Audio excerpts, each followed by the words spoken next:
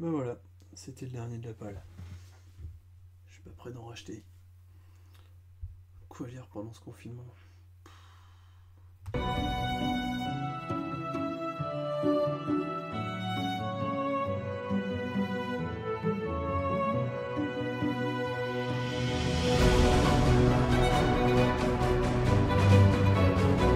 Salut tout le monde, c'est Comics Grincheux. Pour ce nouveau conseil lecture comics spécial confinement, je vous conseille de vous jeter sur le chapitre gratuit mis à disposition de Urban Link, la filiale young adulte de Urban Comics, de Under the Moon. C'est une aventure de Selina Kyle lorsqu'elle est encore adolescente, donc bien avant qu'elle ne devienne Catwoman, et en pleine crise de rébellion, bien aidée par des parents absents et légèrement teubés. Le comics aborde des thèmes matures et d'actualité qui sont bien traités par l'autrice Lauren Myracle, avec une grande sensibilité dans l'écriture, et ça permet d'offrir une nouvelle perspective sur le personnage, perspective qui se retrouve assez cohérente avec ce qu'on connaît du personnage désormais dans des arcs connus comme par exemple Batman Silence, ou bien dans le run de Tom King, où il intègre énormément le personnage de Catwoman. Les dessins de Isaac Goodhart, dans des tons bleutés, insufflent une grande beauté à l'ensemble, malgré un trait qui pourra parfois être assez peu détaillé, ce qui pourra en gêner certains. Mais de manière générale, c'est vraiment une très bonne histoire et ce premier chapitre vous offre un bon portrait de ce qu'est l'histoire en complet. J'ai eu la chance de lire le tome complet et c'était vraiment une très très bonne lecture, donc je vous conseille à la sortie du confinement de vous jeter dessus, mais pour l'instant profitez de ce chapitre gratuit et de manière plus générale, profitez des chapitres gratuits qui sont offerts par Urban Link puisque leurs séries sont vraiment de très très bonne qualité, notamment le récit sur Harley Quinn. Allez, à plus sur lescomics.fr.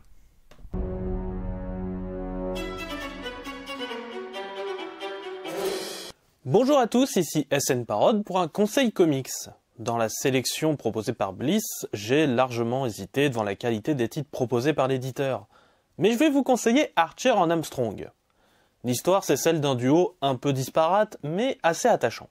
On y suit Armstrong, un immortel qui profite de tout ce que la vie a de meilleur dès qu'il peut, et Obadiah Archer, un petit gars qui a été élevé par une secte pour tuer un immortel supposément maléfique, et oui, vous vous en doutez, c'est Armstrong.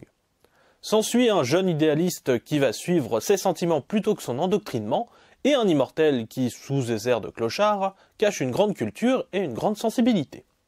Les deux vont faire plusieurs fois le tour du monde pour combattre une secte immense, persuadée qu'Armstrong est l'antéchrist, Satan, ou tout ce que tu veux, et qui suit différents modes de pensée, souvent calqués sous des versions légèrement humoristiques des différentes théories du complot modernes.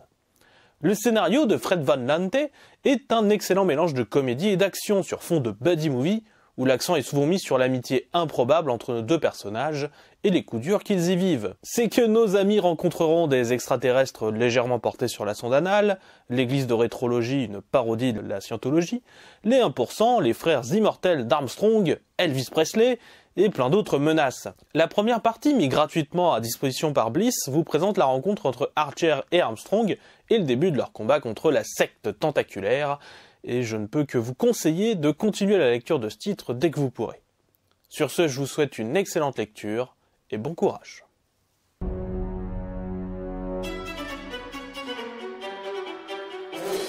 Bonjour à tous et bienvenue dans ce tout nouveau numéro du Conseil Lecture Comics. Je suis toujours Jules de la chaîne Jules et Nico et je fais bien sûr partie des comics.fr. Je reviens aujourd'hui vous présenter un titre que j'ai tout particulièrement apprécié.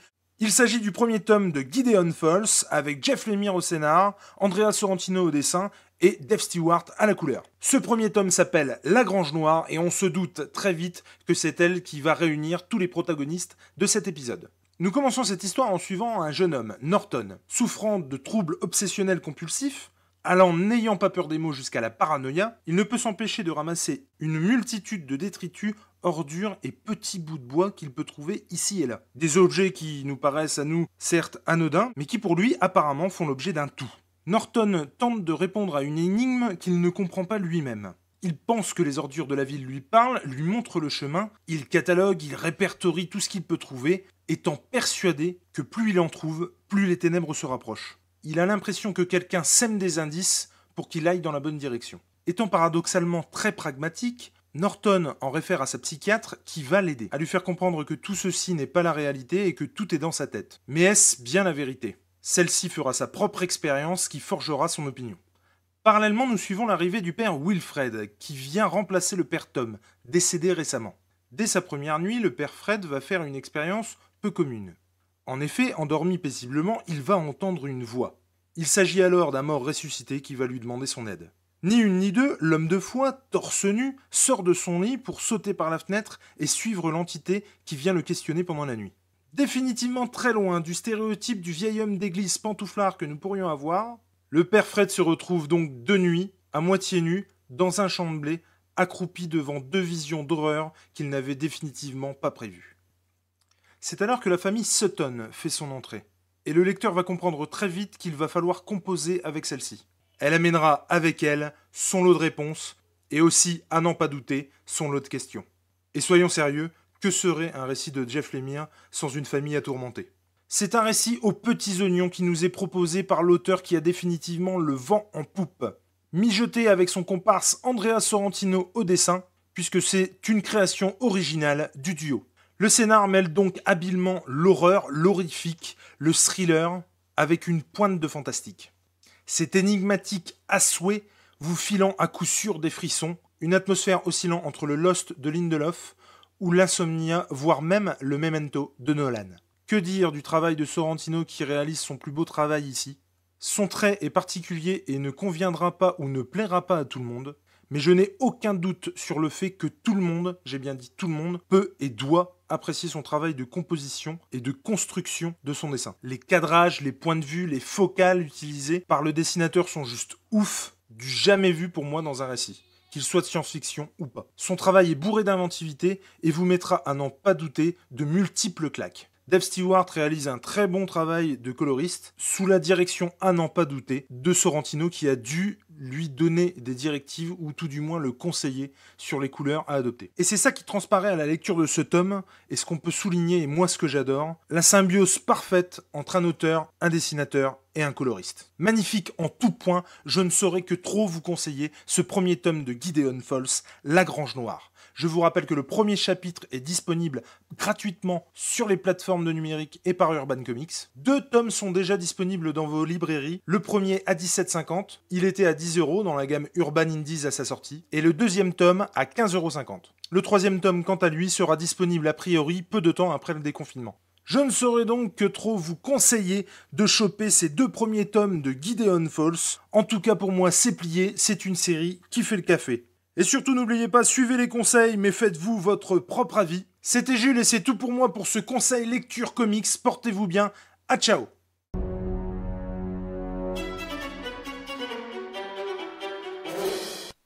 Salut à tous, c'est Captain Talbot. Quand Ch'ti a lancé l'idée de ce conseil lecture et qu'en même temps Kinaï mettait à disposition le premier chapitre du Garçon Sorcière, je n'ai pas hésité une seule seconde.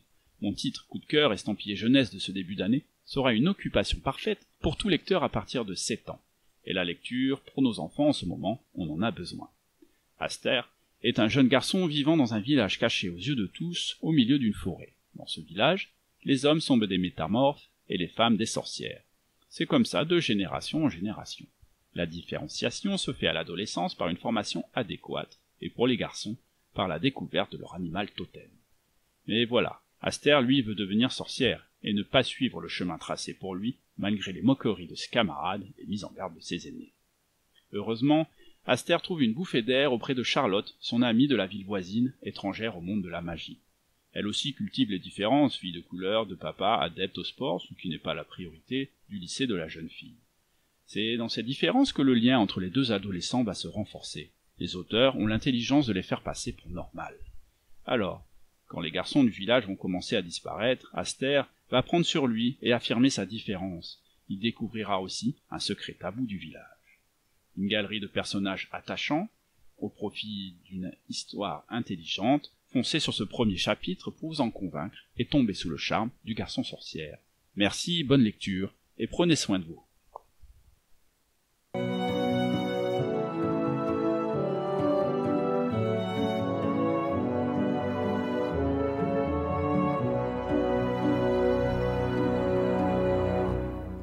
Merci pour votre écoute. N'hésitez pas à regarder les autres titres proposés par les éditeurs. Nous, on se retrouve le mois prochain pour de nouveaux conseils lecture comics. En attendant, portez-vous bien. Restez chez vous.